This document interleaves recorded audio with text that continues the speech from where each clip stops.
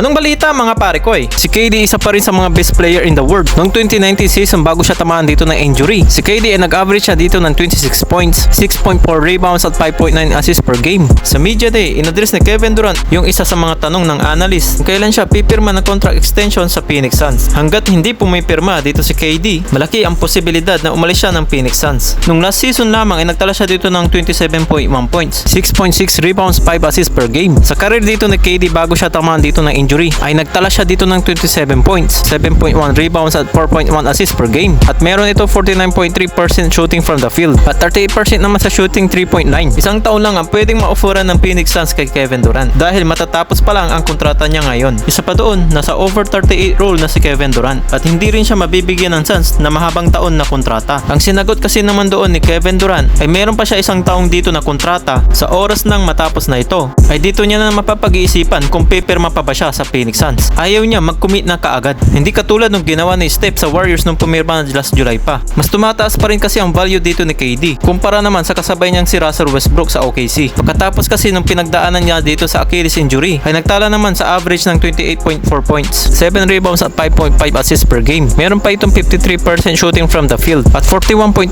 naman sa 3-point line. At dahil dyan hindi naman nagsisinungaling ang kanyang mga ginawang mga numero. Nangangahulugan lang na mas gumaling pa dito ngayon si KD kaysa nung bago pa siya tamaan dito ng mga injury. Dahil dyan patunay lang ito ng kanyang galing. Dahil noong Olympics ay hindi naman siya gaano dito na pag-uusapan. Pero napapansin naman ang ginagawa niya ditong performance. Last July pa nakikipag-discuss ang kampo ng Suns dito kay Kevin Durant. Patungkol kasi dito sa kanyang kontrata. Ang Suns din ang pinakamataas sa payroll ngayon. Tuloy-tuloy yun hanggang matapos dito ang kontrata ni Kevin Durant kasama si Devin Booker at Bradley Beal. Napansin na dito ng ibang analyst na naging close si Anthony Edwards at Kevin Durant. Ito yung reason kung bakit yung Suns ang gustong puntahan ni KD sa trade. Naging close din sila ni Booker sa Olympic din. Sinabi rin ni Anthony Edwards ang paborito niya NBA player ay si Kevin Durant. Kaya sinasabi rin ng mga analyst na hindi sila dito magugulat na magsama si Kevin Durant at si Anthony Edwards sa Minnesota. Kapag hindi pa rin maganda ang kalalabasan ng Phoenix Suns dito sa season, siguradong magre-request na ng trade itong si Kevin Durant. Nung mai-trade pa ng Minnesota si Karl Anthony Towns, nagbigay pa sa kanila yung lalo ng pruweba na doon na lumipat si Kevin Durant hanggang sa mag-retire kasama si Anthony Edwards. At kaya nila ditong kunin ang championship.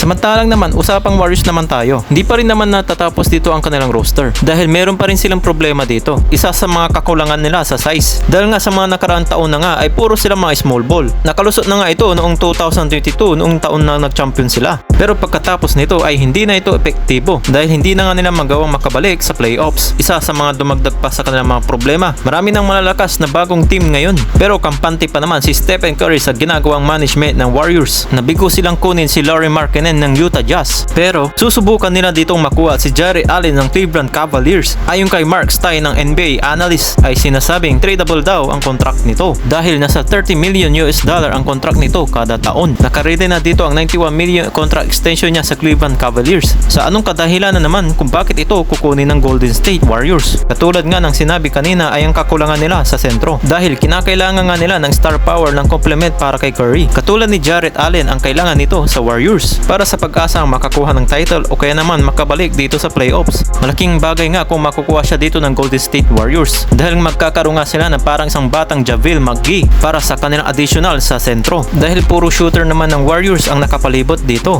Ano kaya mang masasabi nyo dito mga pare ko? Tara pag-usapan natin yan sa comment section sa baba.